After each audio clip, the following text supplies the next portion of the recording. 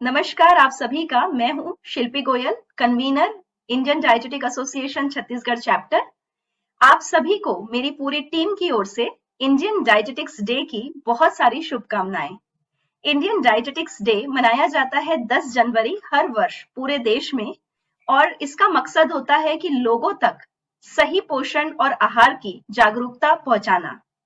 इस बार भी Indian डायजेटिक्स day को हम बहुत जोर शोर से मनाने वाले हैं और इसके लिए आज इस खास कार्यक्रम जिसका नाम है संवाद, उसके जरिए हमने छत्तीसगढ़ की डाइट एक्सपर्ट्स को अपने साथ जोड़ा है और हम आपसे शेयर करने वाले हैं कुछ इंपॉर्टेंट बातें जो आपको इस कोरोना टाइम पे भी बहुत ज्यादा मदद करेंगी। तो सबसे पहले इंडियन डायजेटिक्स डे की शुभकामनाएं देने के लिए मैं Indian dietetic association Chhattisgarh chapter की मेंटोर, हमारी मार्गदर्शिका डॉक्टर अरुणा पल्टा मैम को इनवाइट करना चाहूंगी कि मैम चंद शब्द कहें। सभी को नमस्कार। आज 10 जनवरी को इंडियन डायटेटिक्स डे मनाया जा रहा है। इस उपलक्ष्य में मैं सभी न्यूट्रिशनिस्ट और डाइटिशियंस को बहुत बहुत शुभकामनाएं प्रेषित कर रही हूँ। इस बार की हमारी थीम है diet diversification, the need of the hour. सही मायने में बहुत ही महत्वपूर्ण थीम इस बार तय की गई है। हम सब बैलेंस्ड डाइट के बारे में तो बहुत कुछ समझते हैं, पर वास्तव में देखा जाए तो हमारे आहार में सभी डाइवर्सिफाइड फूड्स उपस्थित होने चाहिए, या मैं यूँ कहूँ कि सभी फूड ग्रुप्स में से अधिक से अधिक खाद्य पदार्थों का समावेश हमारे भोजन में होना चाहिए। तभी मुझे ऐसा लगता है कि हमारा आहार जो है वो ज़्यादा संतुलित हो सकता है।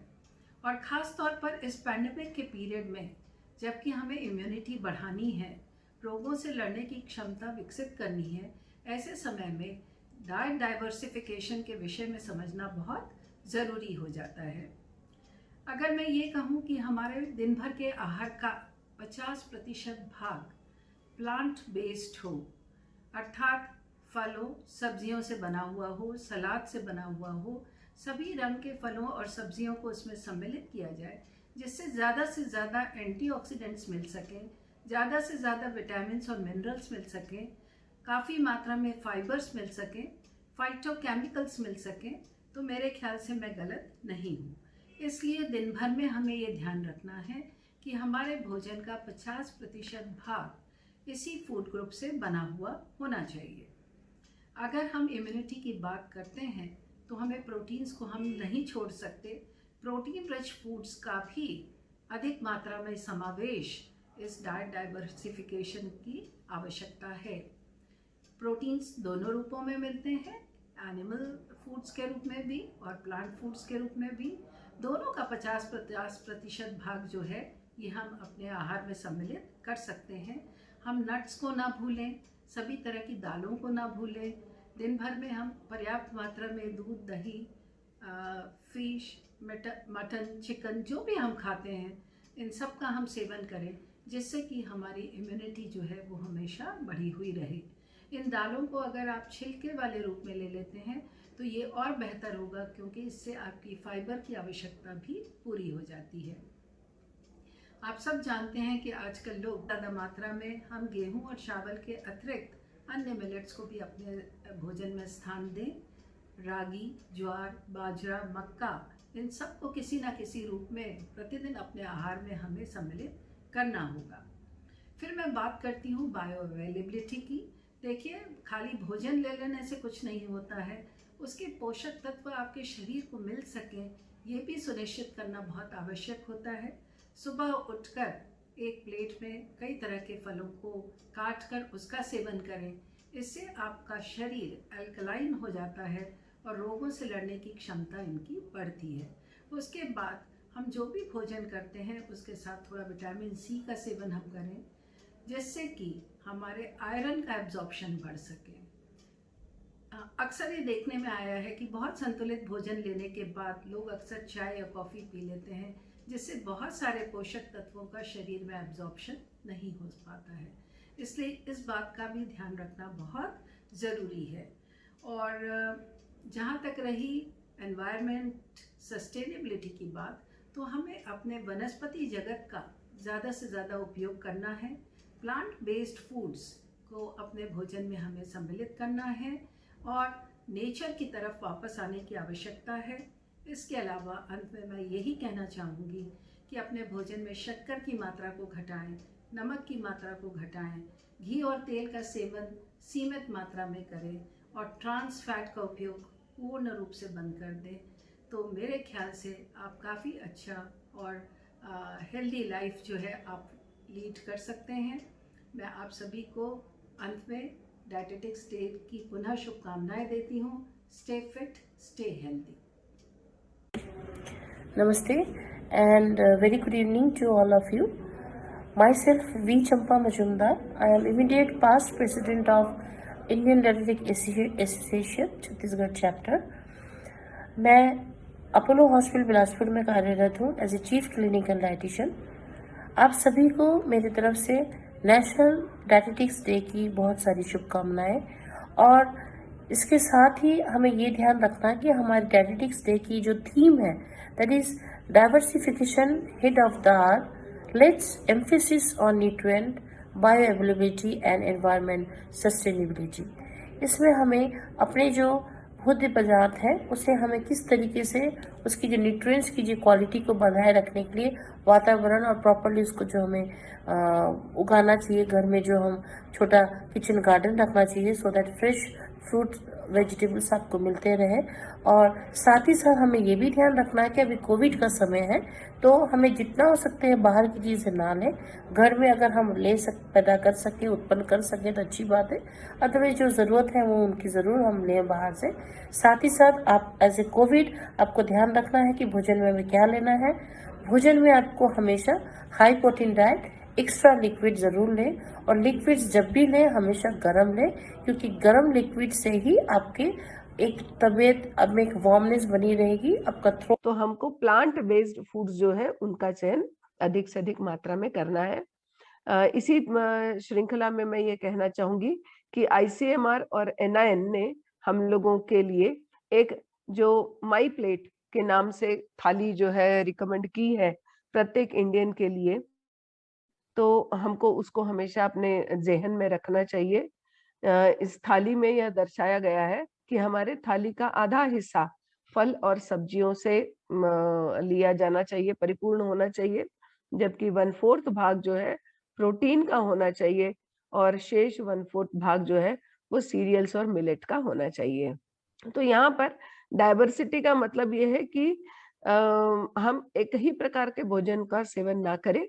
हमारे थाली में हर समय, हर वक्त, हर मील में हर एक प्रकार के भोज्य वर्ग को शामिल हमको करना है।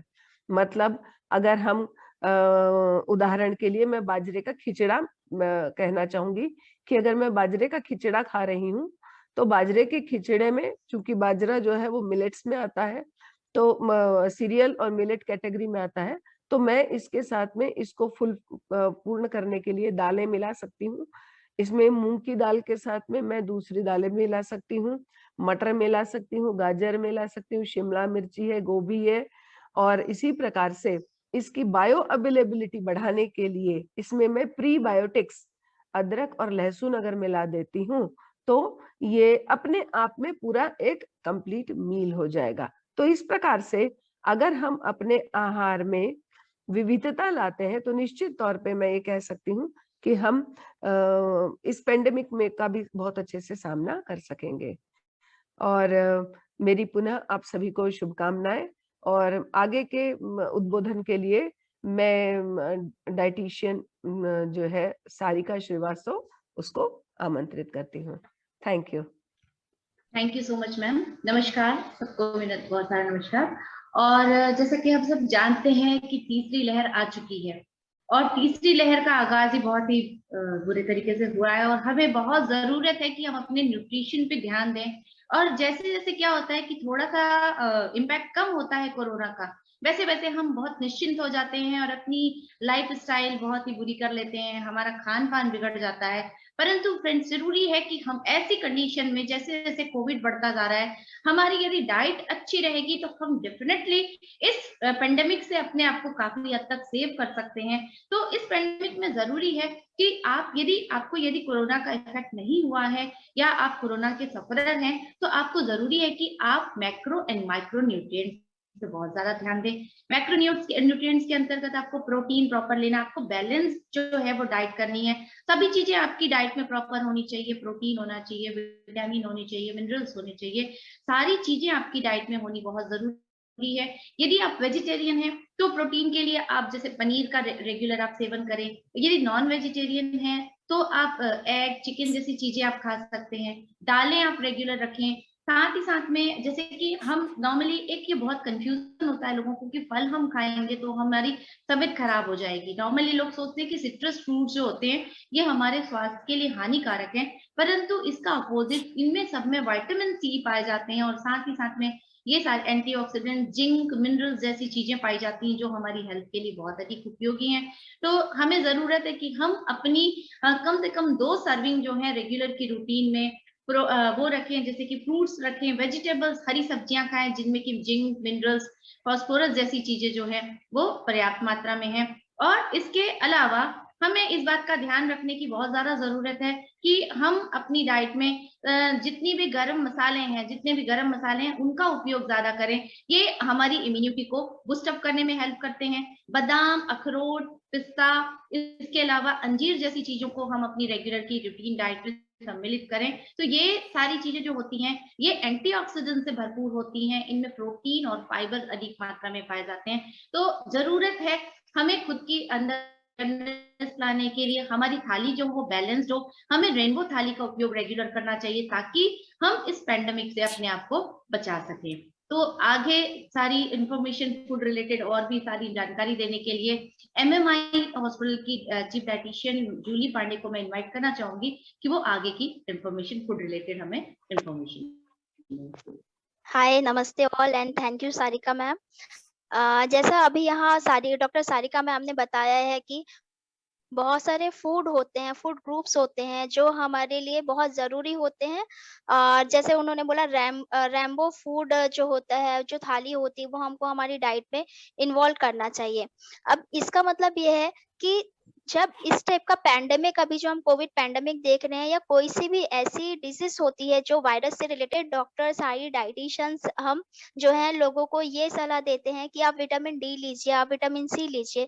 तो यहाँ मैं कुछ न्यूट्रिएंट बताना चाहूँगी जो कि आप लोगों का इम्यूनिटी पावर जो है वो बूस्ट करने में हेल्प मिलेगा। जैसे ज़्यादातर अभी डॉक्टर्स ये सलाह देते हैं, इवन उन्हें वो अपने मेडिसिन में प्रिस्क्राइब करते हैं vitamin C, vitamin D, Zincovit देते हैं जिंक के फॉर्म पे। और उसके अलावा ओमेगा 3 फैटी एसिड्स की हम बात करें, हम सेलेनियम की बात करें, तो ये जो 5 से 6 न्यूट्रिएंट्स होते हैं वो हमारी इम्यूनिटी पावर को, रोग प्रतिरोधक क्षमता को बढ़ाने में काफ़ी हेल्पफुल होते हैं। इससे हमारी रोग प्रतिरोधक क्षमता जो है वो इम्प्रूव होती है। और ये भी देखा गया है कोविड के टाइम पे बहुत सारी ऐसी स्टडीज़ सामने आई हैं जो कि ये शो करती है कि vitamin C, vitamin D, zinc, selenium and omega 3 fatty acids, ये 6 ऐसे न्यूट्रिएंट्स हैं जो रेस्पिरेटरी इन्फेक्शन को कम करने में हेल्प करते हैं। तो यहाँ हम अगर देखें तो ये सारे जो न्यूट्रिएंट्स हैं, अगर आप डेली रूटीन में प्रॉपर डाइट नहीं भी ले पा रहे हैं तो कोशिश करें कि जो हमारी रिक्वायरमेंट है vitamin C, vitamin D, vitamin E, selenium, zinc की और ओमेगा 3 एंड 6 फैटी एसिड्स की, एटलीस्ट वो आप आपकी डाइट में फुलफिल कर पाए। और यहाँ बहुत ज़्यादा डीपली हम आपको एक्सप्लेन तो नहीं कर पाएँगे, लेकिन हाँ, कुछ चीज़ें ऐसी हैं जिसकी जो सर्विंग साइज़ है, अगर आप आपकी थाली में इंक्लूड करते हैं, तो आपको ये जो 6 न्यूट्रिएंट्स हैं, जो आपकी रोग प्रतिरोधक क्षमता बढ़ाते हैं, वो कहीं न कहीं आप फुलफिल कर सकते हैं। लाइक जैसे डॉक्टर सारिका मैम ने आप लोगों को बताया कि फ्रूट्स की 2 सर्विंग एटलीस्ट लेनी चाहिए, तो डेफिनिटली आप लीजिए जिसमें आप कॉम्बिनेशन ऑफ फ्रूट्स रखिए कि आपके खाने में सिट्रस फ्रूट्स जो होते हैं वो ज़रूर रहें। और ज़रूरी नहीं है कि आप रोग प्रतिरोधक क्षमता बढ़ाने के लिए सिट्रस फ्रूट ही लें, अगर आप तीखी तीखे खाने के शौकीन हैं, आप चटपटा खाने के शौकीन हैं, तो आप जो ग्रीन चिली पेपर्स होते हैं, आप जो डिफरेंट कलर के वेजिटेबल्स होते हैं, वो भी विटामिन सी के सोर्स के रूप में आप आपकी थाली में इंक्लूड कर सकते हैं। उसके साथ ही विटामिन डी की हम बात करें तो डेफिनेटली अभी यहाँ कोविड के टाइम पे देखा गया है कि जो विटामिन डी के टैबलेट्स हैं, सारे डॉक्टर्स प्रिस्क्राइब कर रहे हैं। एटलीस्ट 1 टैबलेट पर डे आपको लेना ज़रूरी होता है। तो अगर आप टैबलेट में नहीं जाना चाहते तो एटलीस्ट 30 मिनट पर डे जो सन रेज़ एक्सपोज़र होता है, वो आप ज़रूर लीजिए। लेकिन अगर आप ऑलरेडी कोविड इन्फेक्टेड हो चुके हैं, तो यहाँ बेस्ट है आपके लिए कि आप विटामिन डी की 1 टैबलेट ज़रूर लें, जो कि आपका रेस्पिरेटरी इन्फेक्शन जो है वो कम करने में हेल्प करेगा। इसके अलावा विटामिन ई, सेलेनियम और ओमेगा 3 फैटी एसिड्स की हम बात करें, तो इसके लिए भी आपके खाने में जो नट्स होते हैं वो भरपूर होने चाहिए। डिफरेंट टाइप के जो नट्स हैं, आप एज़ अ स्नैक्स 1 मुट्ठी आप आपके डाइट में ज़रूर शामिल करिए। और साथ ही साथ आप अगर नॉन वेजिटेरियन हैं, तो आप सी फूड्स अपने खाने में ऐड कर सकते हैं। तो इस टाइप की अगर आप हेल्दी रूटीन फॉलो करते हैं, तो कहीं न कहीं आप आपकी जो रोग प्रतिरोधक क्षमता है, वो खुद ही घर बैठे-बैठे आप इम्प्रूव कर सकते हैं। अब मैं नरिश में की डॉक्टर श्वेता छाबड़ा जी को आगे इनवाइट करना चाहूँगी। सबको नमस्ते। Doctor Shweta Chhabra please. Thank you. सभी को नमस्ते और डायटेटिक्स डे की बहुत-बहुत शुभकामनाएं आप सभी को। आज हम लोग जैसे समय की मांग है इसलिए हम सब ऑनलाइन इकट्ठे हुए हैं यहाँ पे। तो इस चर्चा में मैं अपना जो विषय है वो है किड्स और न्यूट्रिशन और कोविड। तो ये है जो मेरा एक टॉपिक। हम सभी बात कर रहे हैं कोविड में क्या खान-पान होना चाहिए, बट अभी हमें सबसे ज्यादा ध्यान देने की जरूरत है बच्चों को। उसका सबसे बड़ा एक रीजन है कि हम लोग को तो वैक्सीनेशन लग चुके हैं, बट उन लोगों को अभी तक वैक्सीनेशन नहीं लगे हैं कोविड के। और दूसरी बात, वो लोग थोड़ा थोड़ा बाहर निकलना चालू हुए थे, थोड़े स्कूल्स चालू हुए थे और सडनली हम लोगों ने उनको वापस घरों में पैक कर दिया है, जिससे कि उनका जो मेंटल स्ट्रेस है वो भी हम काबू नहीं कर पाते हैं, क्योंकि ना हम उन्हें टीवी देखने देते हैं, ना हम घर से बाहर निकलने देते हैं। तो ऐसे में उनको खाने पे सारे टैंट्रम्स निकलते हैं और ना ही उन्हें कुछ खाना अच्छा लगता है। हम सभी विटामिन्स मिनरल्स की बातें कर रहे हैं। मेरी सहयोगी डाइटिशियंस ने जैसे बोला कि vitamins, vitamin C, vitamin D ये सब जरूरी है, बट बच्चों में इन सब के साथ जो जरूरी है वो है प्रोटीन। उनमें प्रोटीन की रिक्वायरमेंट पर केजी 2 ग्राम होता है। मतलब अगर किसी बच्चे का वजन 20 किलो है तो हमें उन्हें कम से कम 35 से 40 ग्राम प्रोटीन प्रतिदिन देना है। बच्चों का प्रोटीन भरपूर होना बहुत जरूरी है इम्यूनिटी बढ़ाने के लिए, और इस प्रोटीन को जो प्रोटेक्ट करता है वो है आपका विटामिन्स और मिनरल्स। तो बच्चों में प्रोटीन कैसे बढ़ाया जाए उसके कुछ मैं टिप्स देना चाहूंगी।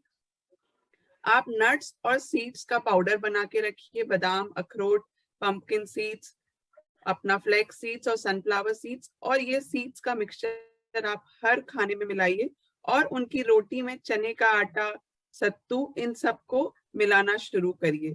इसी के साथ साथ उनको हर मील में सब्जियां दीजिए। अगर वो सब्जियां नहीं खाना पसंद करते हैं तो आप उनकी रोटी में, आप उनकी खिचड़ी में, आप उनके दाल चावल में, आप उनके कटलेट्स में सब्जियां मिलाइए और फ्रूट्स दीजिए। बहुत सारी माएँ फ्रूट जूसेस प्रेफर करती हैं, बट उसमें फाइबर कम हो जाता है, तो आप कोशिश करिए अपने बच्चे को किसी भी तरीके से फ्रूट्स खिलाएं।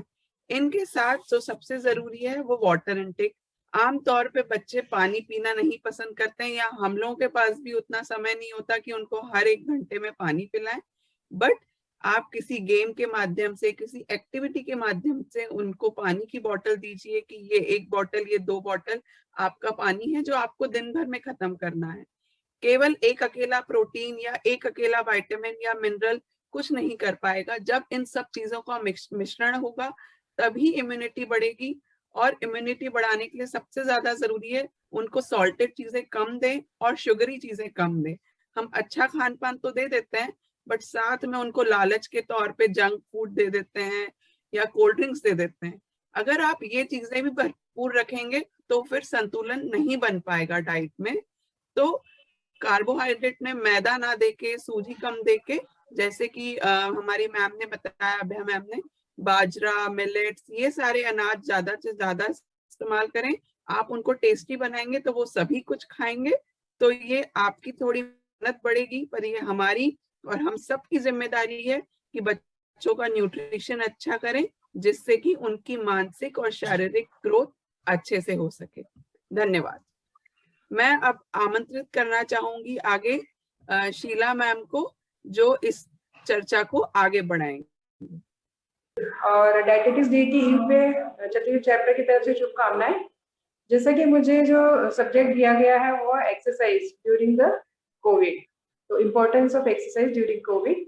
तो एक्सरसाइज ड्यूरिंग कोविड के साथ साथ पहले और बाद में सभी समय जो एक्सरसाइज की इम्पोर्टेंस है, उसकी उपयोगिता हमेशा ही है।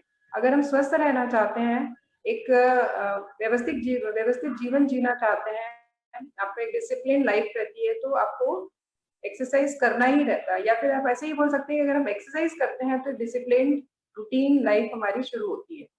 तो एक्सरसाइज करने से हमारा जो हार्ट का जो फंक्शन है वो तो इम्प्रूव होता ही होता है, इसके साथ साथ ब्लड सर्कुलेशन इम्प्रूव होता है, और जो बहुत सारी जो पैथोजेंस रहते हैं उनको फ्लश आउट करने का एक बहुत अच्छा तरीका है एक्टिविटीज यानी एक्सरसाइज।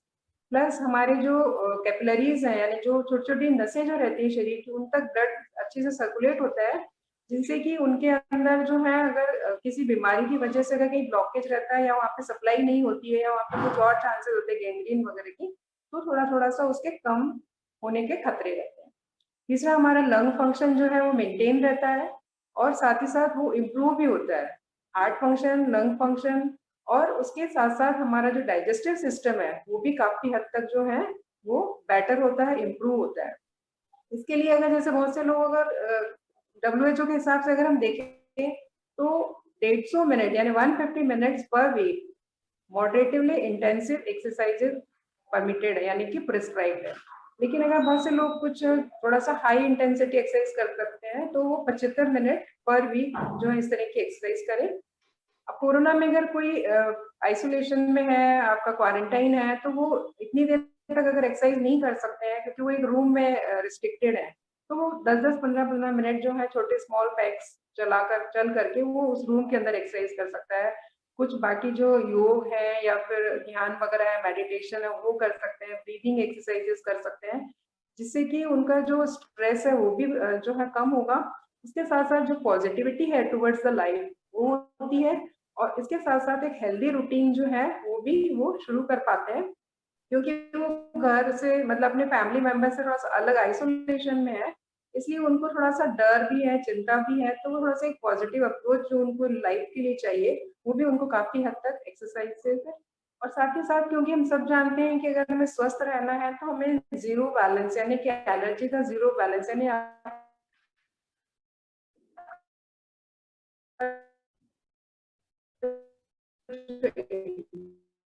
एक है एनर्जी और जो आउटपुट है इस तरह से जो है ये कि वो तक उस एक्सरसाइज के साथ दे रहा है, क्योंकि उन्हें अपने हार्ट रेट को भी देखना है, इसलिए उनको उस हिसाब से जो हमको एक्सरसाइज कर करके और नजर उस पर रखनी है। ये नहीं कि उन्हें एक्सरसाइज करना है, उनको अपना लंग फंक्शन और हार्ट रेट और इन सब का ध्यान रखते हुए एक्सरसाइज करनी है। तो इसलिए उनको खास तौर से ये उनको अपना विशेष रूप से ध्यान रखना चाहिए। मेरे ख्याल से मुझे इतना ही कहना था। I think thank you. Sheela दी, आप मुझे हैंड ओवर कर दीजिए। मैं अब डाइटिशियन शिल्पी गोयल जो Indian dietetic association Chhattisgarh chapter की कन्वीनर है और वेलनेस सेंटर चलाती हैं इंस्पायर, उन्हें आमंत्रित करती हूँ। Shilpi Goyal. Thank you so much Sheela ma'am. आज का जो आपने ये प्रकाश डाला कि एक्सरसाइज कितनी इम्पोर्टेंट है, इनफैक्ट हम सभी एक्सपर्ट्स ने अपनी जो बातें रखी हैं तारीफे काबिल हैं, और मेरे ख्याल से हम बहुत ही अच्छा मैसेज दे पा रहे हैं पब्लिक को इंडियन डायटेटिक्स डे पर। और अगर आप देखेंगे तो नटशेल पे अगर मैं कहूँ तो हमने 4 पहलुओं पे बात की है। एक तो हमारा जो डाइटेटिक्स डे का थीम है उस पे बात की है, हमने डाइट पे बात की है, हमने फिजिकल एक्सरसाइज पे बात की है, हमने किड्स को कैसे हम अपने कोरोना के कहर से बचा सकते हैं, उनके न्यूट्रिशन को कैसे इंप्रूव कर सकते हैं उस पे बात की है। Last but not the least जो मेंटल वेलनेस है वो इस समय बहुत अफेक्ट हो जाती है। हम सब जानते हैं कि हम लोग इतने स्ट्रेस्ड हो जाते हैं, न केवल अपने स्वास्थ्य को लेकर कि हमें कोरोना ना हो जाए, बल्कि अपने नियर एंड डियर वंस जब उनके न्यूज सुनने में आती है कि उनको कोरोना हो गया है तो हम बहुत उदास हो जाते हैं। लेकिन हमें ये समझना है कि क्या उदासी के साथ हम उनके कोरोना को सही कर पाएंगे, क्या हम अपने कोरोना को सही कर पाएंगे? ऐसा बिल्कुल भी संभव नहीं है। एक पॉजिटिविटी से बॉडी के इम्यून सिस्टम को भी मोटिवेशन मिलती है, बॉडी की इम्यूनिटी हमारे माइंड के स्टेबिलिटी पे बहुत कुछ डिपेंड करता है, क्योंकि जब आप स्ट्रेस्ड होते हैं तो आप कॉर्टिसोल नाम के स्ट्रेस हार्मोन को रिलीज करते हैं जो आपकी इम्यूनिटी को फर्दर सप्रेस करता है। तो इस बात को हमेशा ध्यान रखें कि पॉजिटिविटी का होना बहुत इंपॉर्टेंट है, क्योंकि जब आप पॉजिटिव रहते हैं तो बॉडी के अंदर हैप्पी हार्मोन्स के साथ आप रोग प्रतिरोधक क्षमता भी आपकी बढ़ती है। तो एक चीज जो आप